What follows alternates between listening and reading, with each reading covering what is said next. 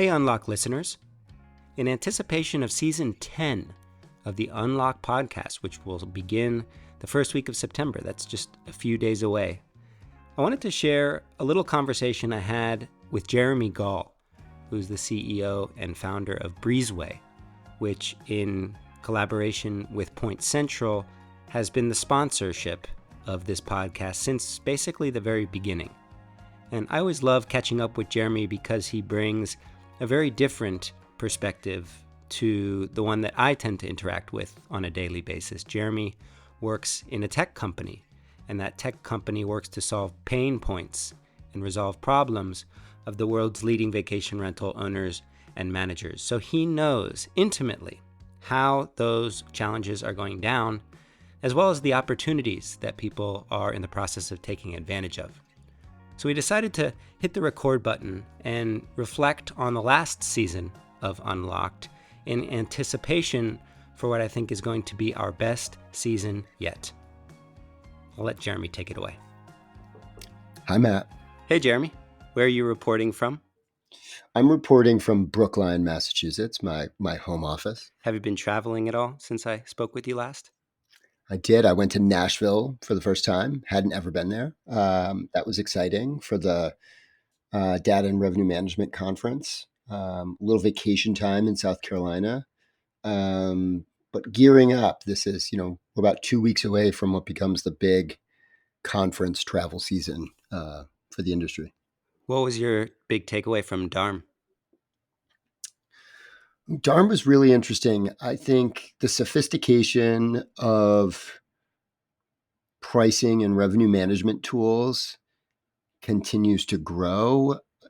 There was a really interesting session sort of tucked in at the end of the last day, or close to the end of the last day, with many of the big vendors in that space, in that dynamic pricing revenue management space, all on one panel, talking about the challenges that they face and sort of the integrity of the data and the raw materials that they work with, and how they can work closer with the OTAs and their clients to sort of build a better data set. I thought that was a powerful moment. You know, it's interesting. I have had a chance since DARM ended to speak with a number of people who were in attendance. And one of the things I sensed as a pattern in their feedback was the, let's just say, twists that this new dynamic pricing world of software adds to the business beyond just trying to maximize revenue. What does it mean when a guest is paying $6,000 per night for a beachfront home that they previously paid $3,000 for? And what are the impacts on that over time? And the general sentiment I heard was a lot of these considerations beyond maximizing ADR weren't necessarily at the forefront of a lot of the vendors, and that was of concern. Yeah, 100%. Maybe not yet at the forefront of a lot of managers, right? Sort of internalizing into their operation. What does that mean when someone is coming and staying at one of your homes and they're paying twice as much? What does that mean for the impact on expectations, on service engagement, communication, attention to detail? What does that mean for your brand? How do you portray your brand to match that, right? That's part of the whole game of hospitality providers, right? The difference between the Four Seasons and I don't want to pick on anybody, but yeah. And everybody else. And also, to that point, it's kind of cool to see a lot of the leading vacation rental managers who are using these tools, these dynamic pricing tools, but who are also still heavily preferring the human. This great innovation of an actual revenue manager who is able to make judgment calls and arguably do stuff better than a machine. Yeah, I thought that was a big that was a trend. I don't know if that's what you also heard from attendees, but that was a really interesting trend. Andrew Kitchell from Wheelhouse is always a great presenter. If you haven't seen him, he's pretty dynamic. Um, and he did an interesting piece in his Battleground presentation about, providing control back to the user, that the algorithms and sort of the revenue management tools can't be a black box. You Mm, have to understand all the inputs so that that human can can provide that final layer of um, sort of guidance on how your pricing goes. And mm, I just thought it was interesting. We talked a little bit in there about, I think there's still this trend towards thinking about revenue management in the same way that hotels do, right? This is another interesting hmm dynamic. Maybe this will be season 10 for you. I don't know, but this interesting dynamic about like what are the other implications of hospitality and vacation rentals converging, and kind of the hidden other elements that happen, right? Which is like, we think about revenue management differently than hotels, but we're still thinking about it in the same sort of paradigm, hmm when truly all these homes are unique. Homeowners have different goals. They might not want to maximize revenue. They might be more concerned about asset management and utilization at their property.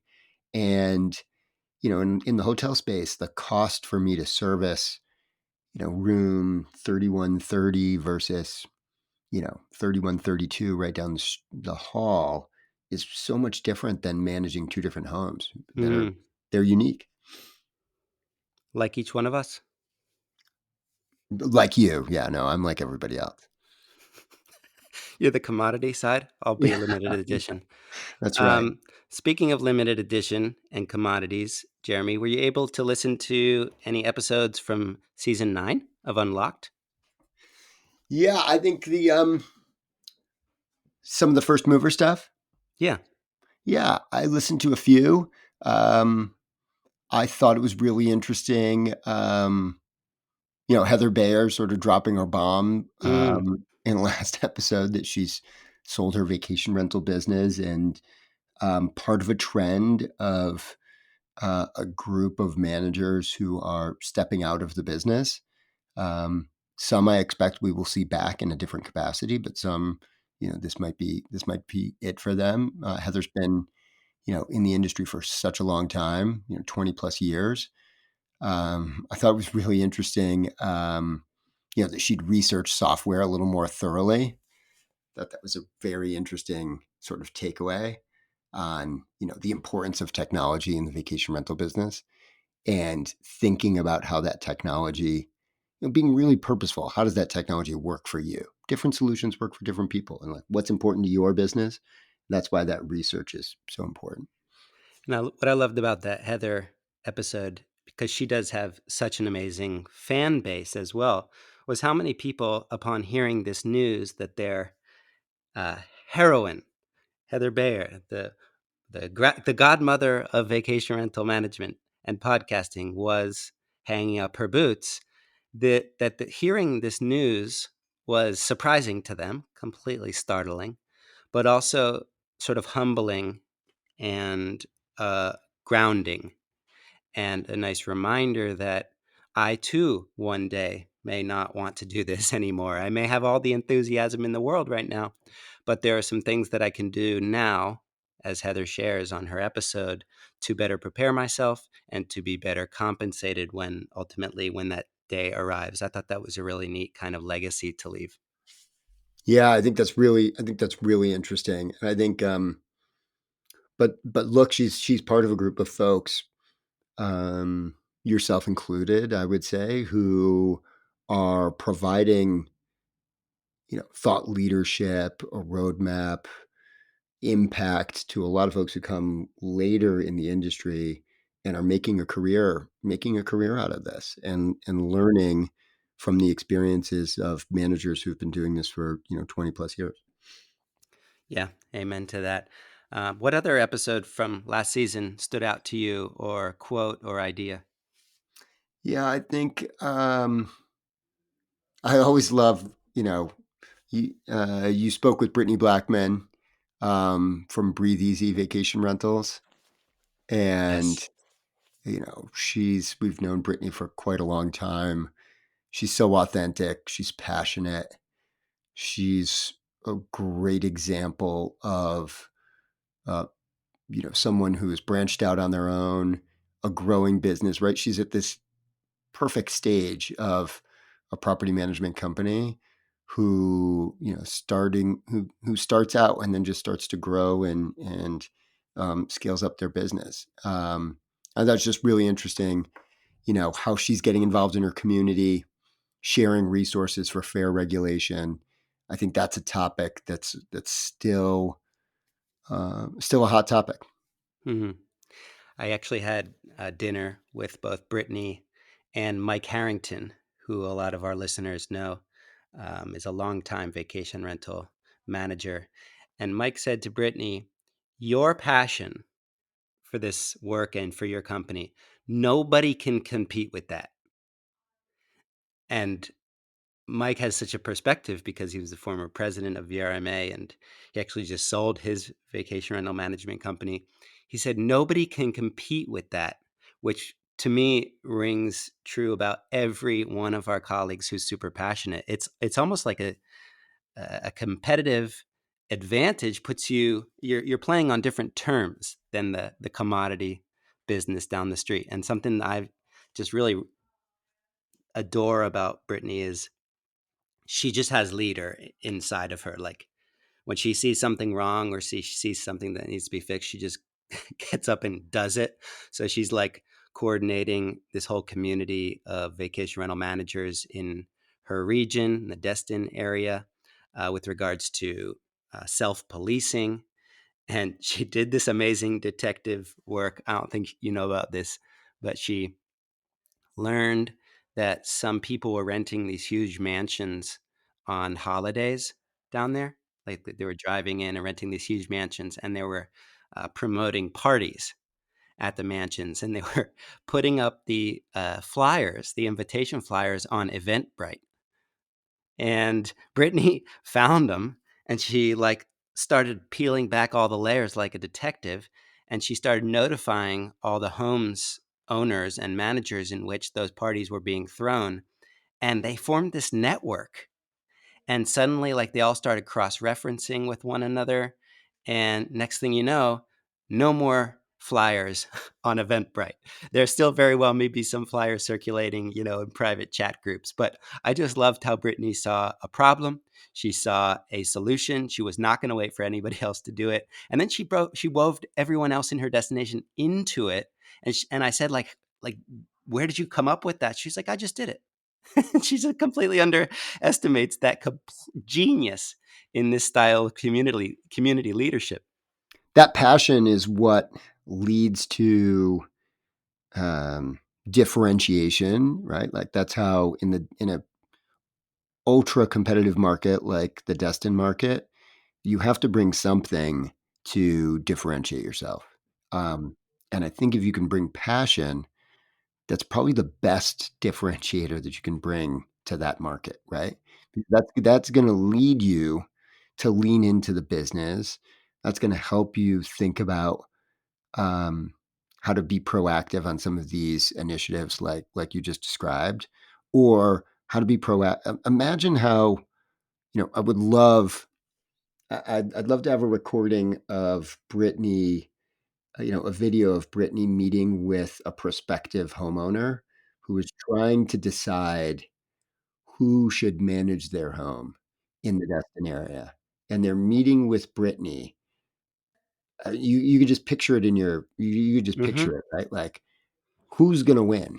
Yeah. The person who has that kind of passion that is palpable, and that she's describing, or someone else that is going to put a report in front of you and say, "Well, this is how much money we're going to make for you, and this is how we operate, and these are the channels we market on, and this is what you can expect, and here's how our billing works." It's a total different game.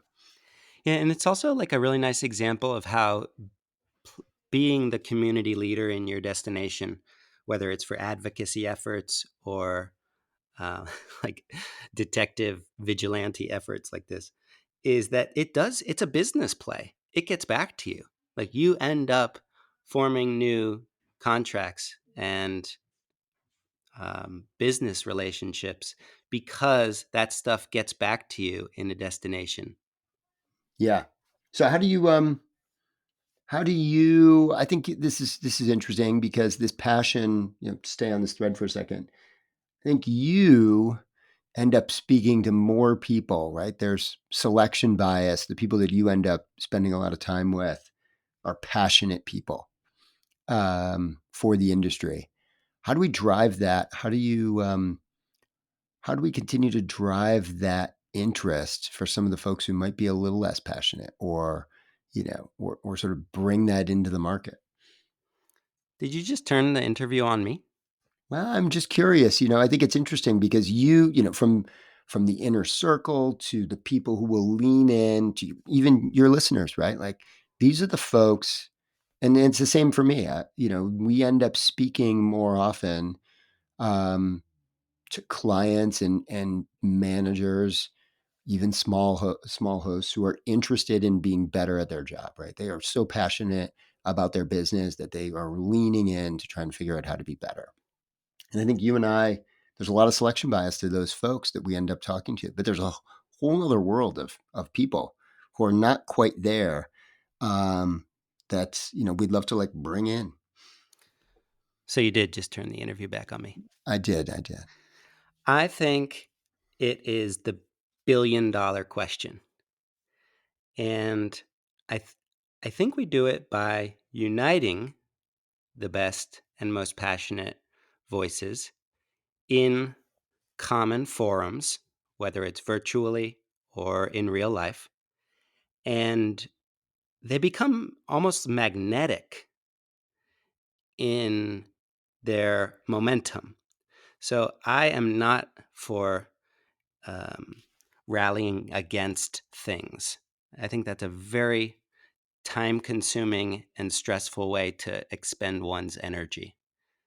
I much prefer the forward momentum, the supporting great leaders and getting them close together, connecting them, and forming these sort of paths of good future forward thinking uh, business leaders. And I think like minds tend to associate with like minds and tend to seek them out. And then if you're just getting started, you're going to have the hustler type, the Airbnb get rich quick overnight types in one ear, like tempting you, come to my course and you'll be able to drive my Ferrari sort of thing.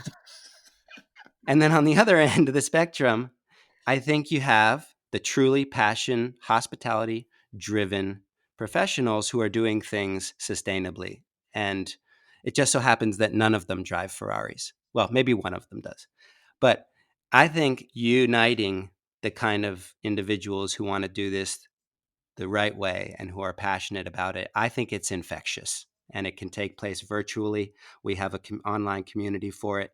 It can take place in um, focus groups. I'm sure every user of Breezeway gets along with one another for this same reason. They're serious and passionate about their work. And then it can take place in physical spaces where I think extra meaningful and deep bonds can be made. So I think unlocking that passion and providing a pathway, a guiding light to those who are just getting started is our best bet uh, to maintain that consistency. Yeah. And it's interesting you touched on the person who is not on the get rich quick path is the person who is a little more purposeful about how they run their business. They're prepared. They're probably paying attention to, you know, um, what Ben Edwards talks about how to make sure you really have your business in line in case you did want to sell. That's not what you're preparing for, but you're prepared to be successful. And I think that's an important piece of it. Yeah, that shared passion is interesting. We moved recently to sort of group implementation, so that customers who get started with Breezeway at roughly the same time sort of all train together in a group setting.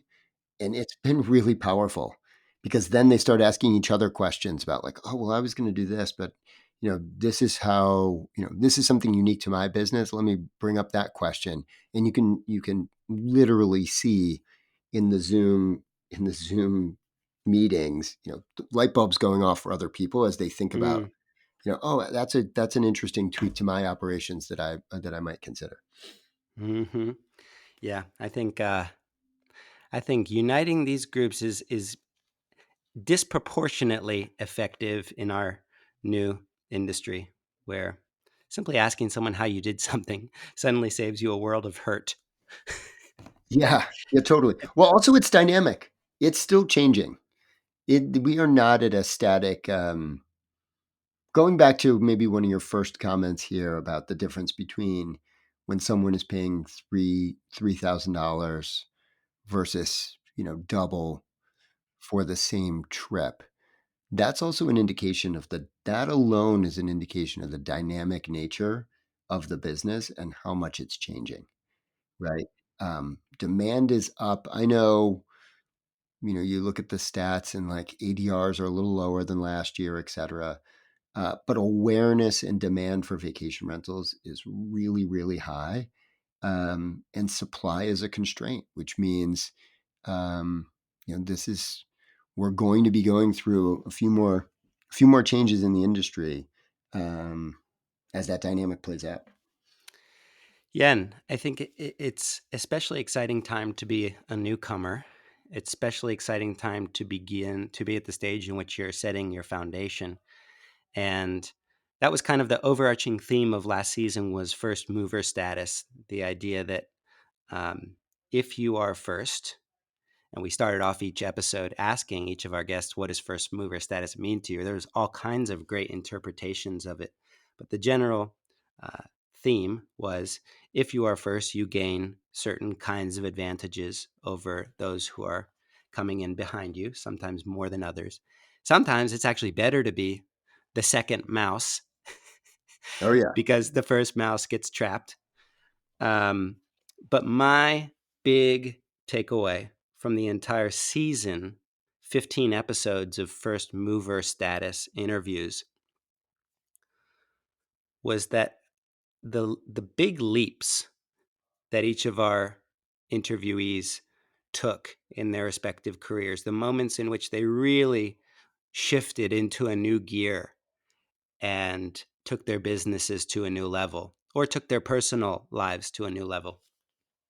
It was all characterized by this feeling of uncertainty and unknown and awkwardness and discomfort. Mm. And that the moment you start feeling those sensations in your bones, your ears should perk up because you're suddenly entering into this new territory. You're starting to blaze your own trail.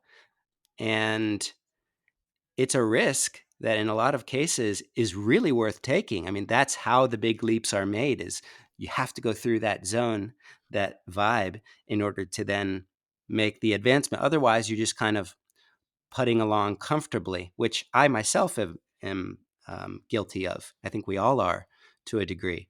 But for me, the big takeaway there was each person entered some territory of awkwardness or discomfort or uncertainty.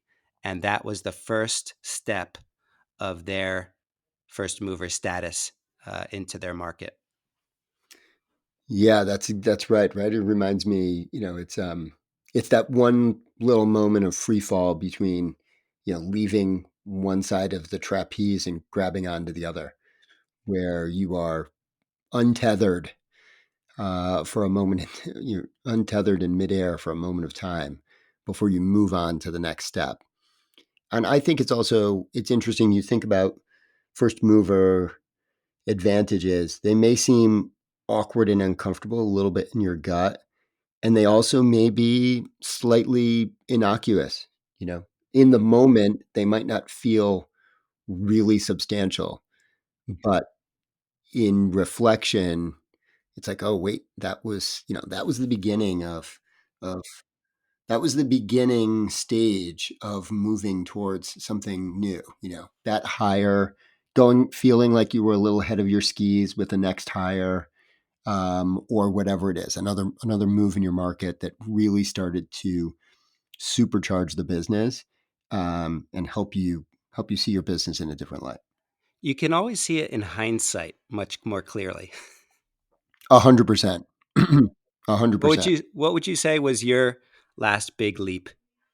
Well, we've had a few. I think the last big leap, candidly, we made some really big changes internally in how the team was structured and the type of team we were going to build, particularly on our product development team and how we were really going to focus there. And that required a big leap to say, we are going to. I think we had enough data points to support this, but it can still feel a little uncomfortable where it's like, we are going to leap forward and we are going to massively increase our investment in internal, technology teams, to build for the future. That's the latest one. I would say before that, um, adding a messaging product to our operations product was a leap. Our customers were not begging us to do that. Um, and that was a leap that we felt would be helpful to customers in ways that they didn't totally realize at the beginning. Um, and I think that has really panned out and has turned into sort of changing what the company is from task management to a true, operations platform. What about personally? What was your last big leap? Personally, oof, that's a good question. Hmm. Maybe I don't take enough personal leaps. Um, I think, we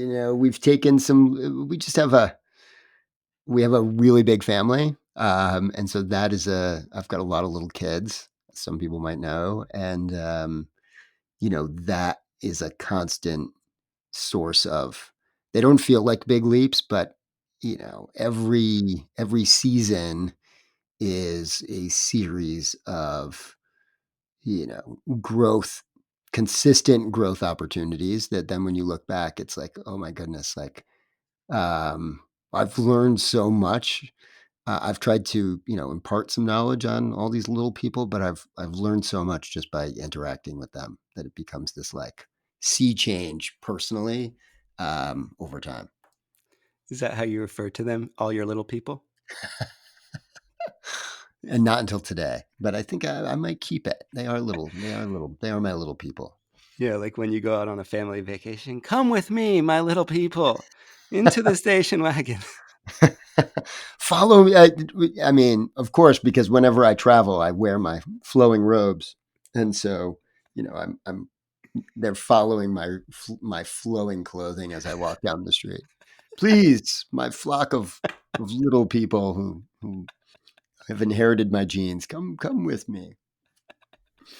So, um, this brings us into season 10, which is crazy, of our podcast. And as you know, we like to take a break in between seasons because doing the podcast is a lot of work and we like to take just a little breather. But this upcoming season, Breezeway is another amazing partner of. And the theme is Homerunners, which is also the title of our new docu-series in which we go behind the scenes to explore some of the world's leading vacation rental professionals. Um, are you excited about this new theme, and do you have any requests? I am excited. I think you are. Um, in a singular position on sort of the pulse and the perspective that you bring to the industry, and talk about passion and energy. The way that you do it is really special. So you know, we're just thankful. We're thankful to be included. We're happy to be included. So we appreciate that. Um, no special requests. I think I'm curious, as you think about I'm going to turn it back on you. How do you think about the interplay with so many things that you're doing, right, between the podcast and the docuseries? How are you thinking about the interplay between those two? Hmm. That's a really good question, Jeremy. No one's ever asked me that. I tend to think about all of our work, speaking on behalf of my small team, as pattern sensing and storytelling. And to get to the patterns, you need to talk with a lot of people. And I love to talk with people. I'm just naturally curious, so I ask too many questions. And once you start talking with enough people, you start hearing the same words repeated, you start hearing the same phrases repeated. Breezeway is a wonderful example, like organically, just in the hallways and in private conversations, people are consistently talking about how they're using this tool. And you start to see that, okay, this is a tool that people like. That's our way of learning patterns and trends. It's just through these one-on-one conversations, whether it's taking place on a podcast like this or traveling to a destination and meeting the housekeeping team, talking to guests of that property, talking to on the ground managers and destination marketers and neighbors.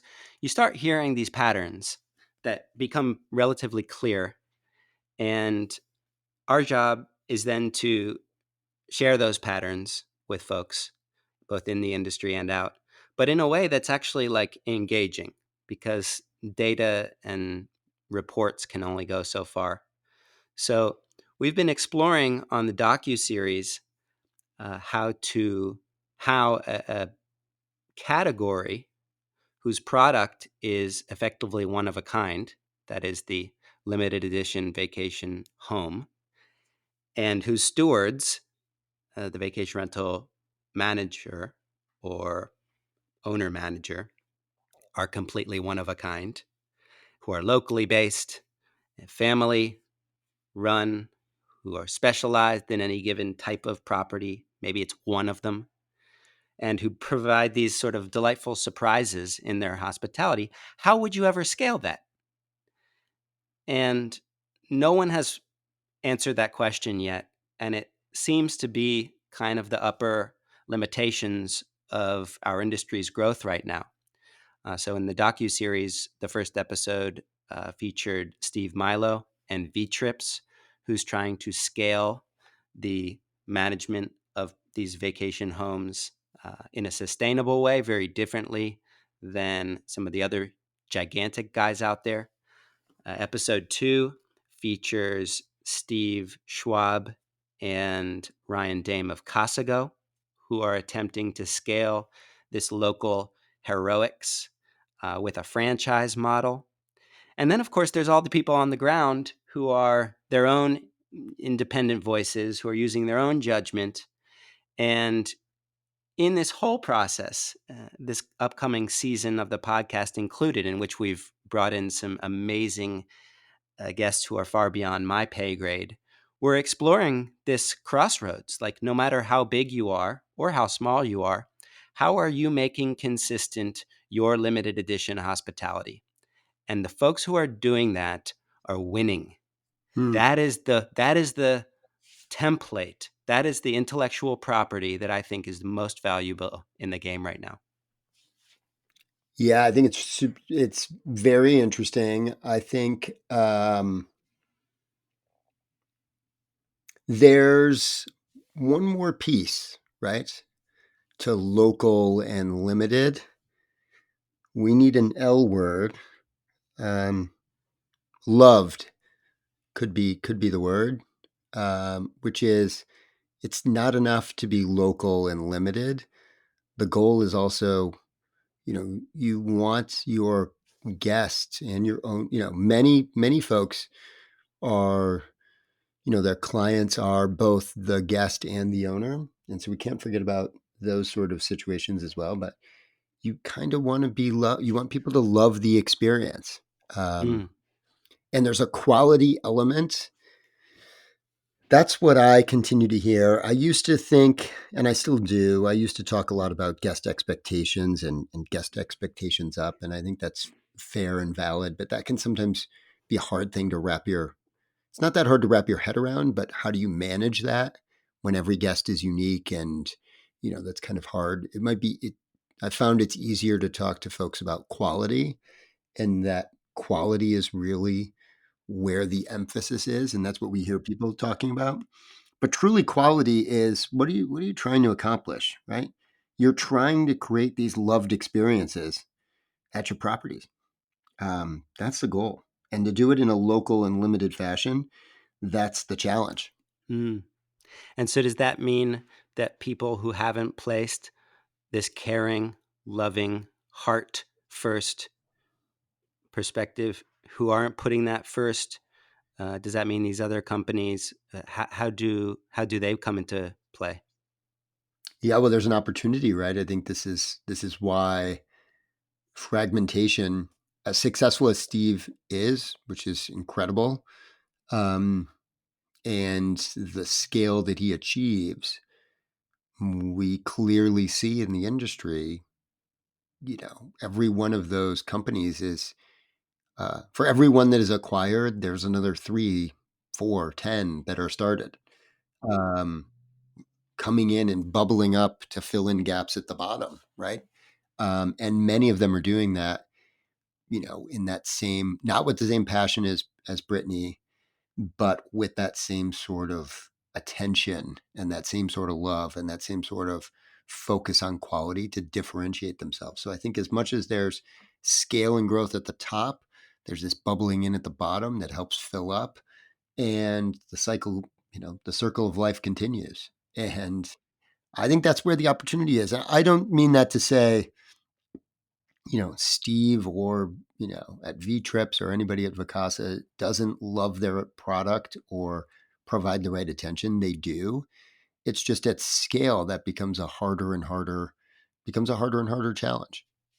One of the conclusions that I've made in getting to know these big guys, but also the small guys and gals, is it is hard. You do have to be passionate about it. You will be, uh, you do need to look out over the next several years in order to plan. But at the very core needs to be a very clearly articulated set of values that the company stands for and principles that operationalize those core values. In other words, take something like trust and turn it into, or rather, take something like creativity as a value and turn it into, anytime we receive a challenge, we will turn a negative guest feedback, we will turn it into a positive opportunity. That requires creativity. I think until an organization is able to establish those core values and a set of principles that allows those values to be used in real life and for it to be repeated regularly, that's how you begin to build the culture. And this is something I learned from Steve Schwab, who is probably the most has created the most impact from a cultural perspective that I have found. Every one of the employees that work within that organization, the team members, they have internalized these core values and principles. They wield them in whatever way they see fit. That culture that he's created, I think, is what allows it to scale consistently. And it's what allows that limited edition personality to have more impact across different destinations and across the world. And I don't think that that stops all the way down to the single property owner slash manager until you have this core set of values and principles, which normally just sounds like this boring routine exercise. Okay, got to go do values again. Or why don't we just take the values that the local mechanics got on his wall, Until you go through that process authentically with your team and really put your finger on it, until you do that, do not expect to be able to scale that special feeling.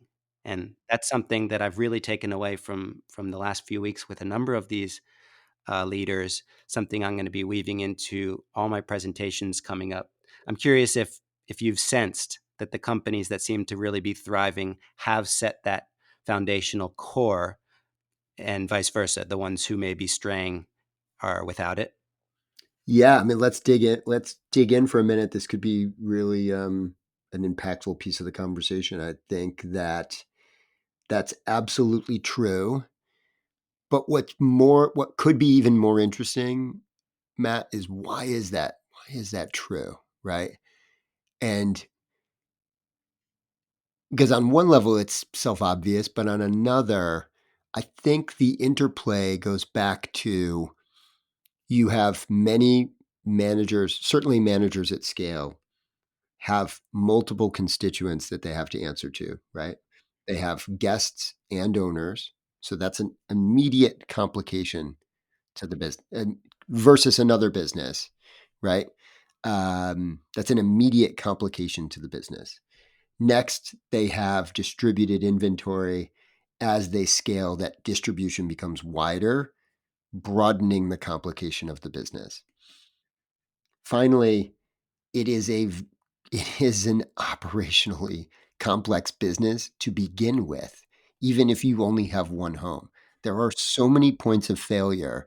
There are so many things that you have to get right that if you don't have a guidepost to help you, you will constantly you will struggle, right? Even just with one property. But then as you increase and you have more staff, you have more service providers, you need to instill those values.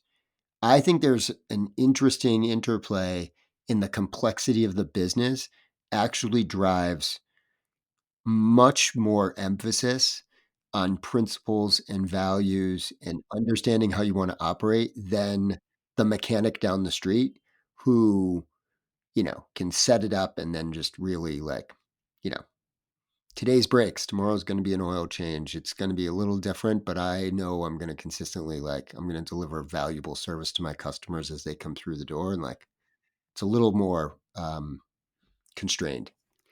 Yeah, and I think it's really emphasized when you're hiring that first employee, right? You're working up the courage and the processes to post that first true job description for the first person that's going to replace you effectively, if not work alongside of you and be cross-trained.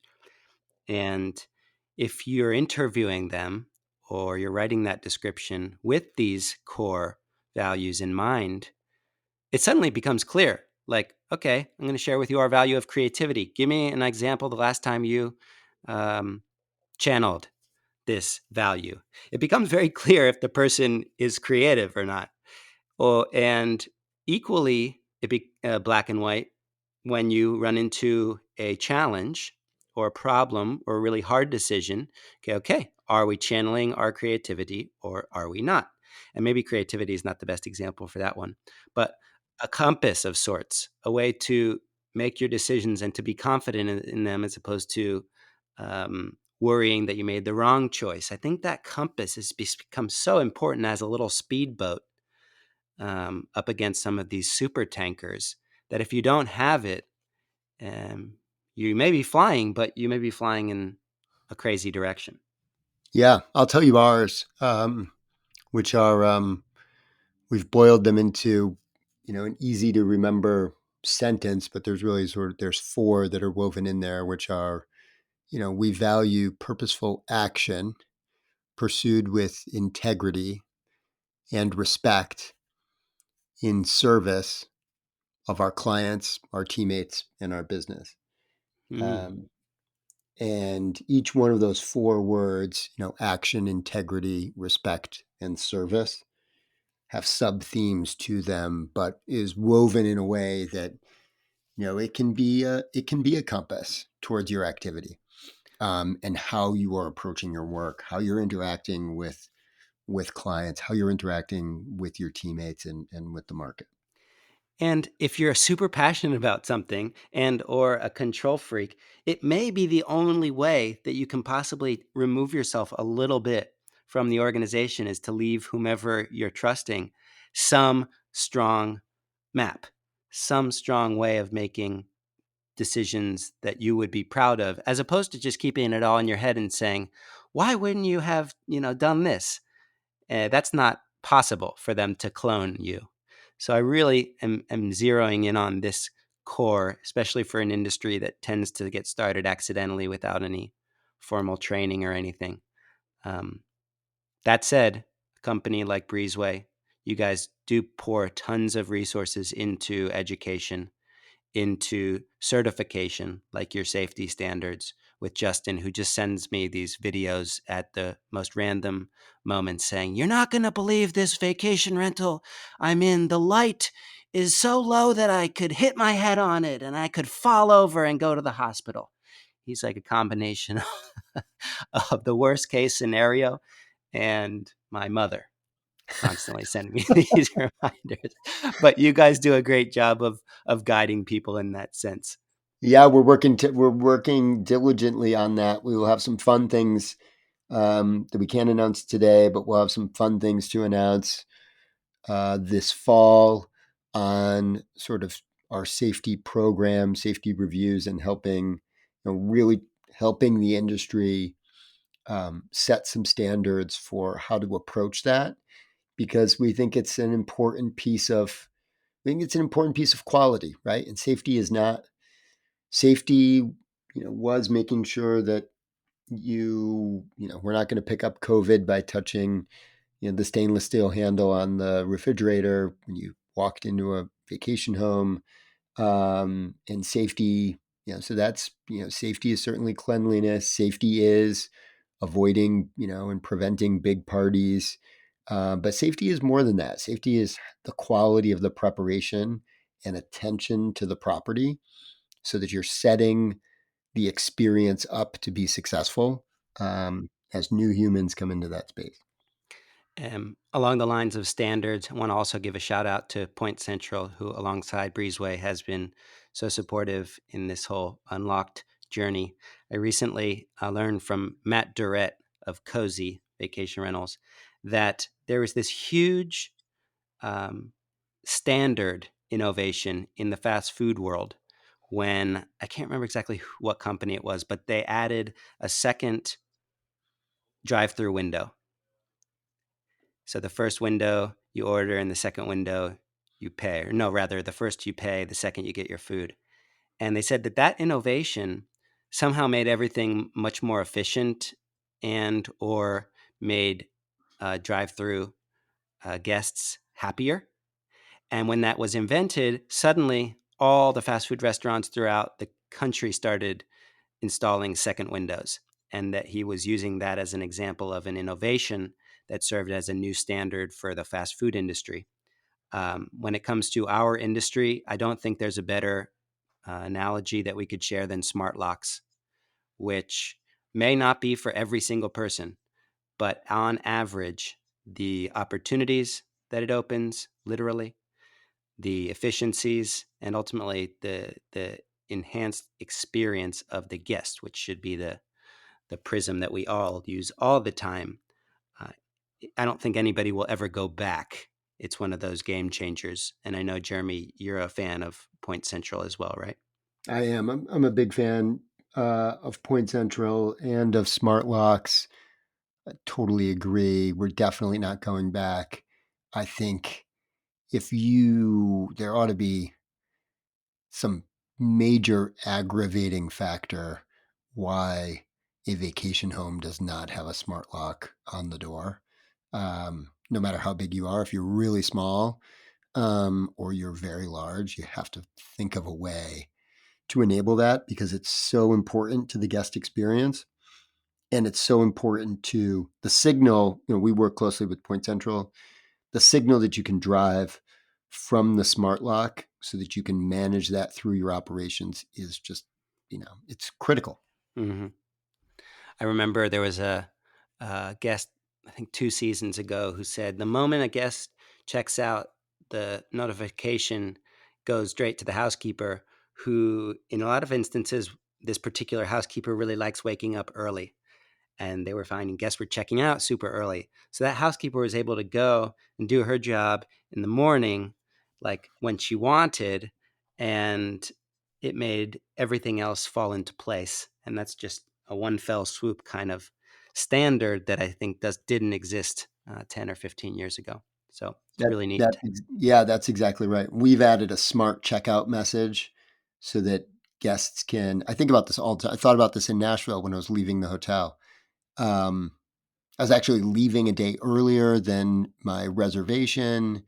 So they weren't even expecting that I would be leaving, but also, packing up to get down to the conference early, wouldn't be going back to my room, and no one knew. And there's a housekeeper right there on the hallway, who they could have gotten a jump on that room 6 hours earlier, 5 hours earlier than they thought they otherwise could have. So we've added a checkout message that we send automatically to guests where they can check out. They get a text message that reminds them that it's checkout today. If they text back checkout to us, we trigger that same sort of workflow, and it's amazing. And it works well even with, it's a nice fallback even if you have electronic locks. In case the guest didn't put the code in, you want to digest as much signal as you can to figure out if the guest is left early so that you can get a jump on it. And it's a real game changer. We have such a complicated dance that needs to be done between a check-in and a check-out, and talk about changes in the industry, utilization of these properties. I mean, Steve Milo knows this more than anybody else in a market like Gatlinburg. These homes are rented all the time. You're consistently in this back-to-back scenario where you have to do a complicated dance to get the property ready in a very, very short period of time. Yeah. If you listeners want to do a demo with Point Central, head over to pointcentral.com/VRMB. And if you want to do a demo with Breezeway, Breezeway waives the implementation fee. That's over $1,000. You can do that at breezeway.io/VRMB. Jeremy, what conferences can people find you at in the upcoming 2 months? A lot of the property management software user conferences. I'll also be going to Spain for a couple of conferences, and then of course we're the Vacation Rental Managers Association International Conference in Las Vegas this year. Will you be there, Matt? I will be there, and listeners, Jeremy, you're included as well. We'll be hosting a world premiere of the Homerunners docuseries on the first evening of VRMA International. It'll take place on the 23rd, the main stage at Caesar's Palace. We're going to make it a beautiful, glitzy affair. We'll have some cocktails. We'll show the first episode. We have Pete from Focusrite, who will be interviewing several of the cast members up on stage. We're going to make it really fun, and everybody's, of course, welcome. There will be some RSVP invitations going out. Jeremy, I look forward to having you there and seeing you there. And hopefully you'll be wearing your robe with a group of little people following. I don't think I have a choice now. I have to follow through. I've got to do it. Jeremiah Gall, founder and CEO of Breezeway. Thank you.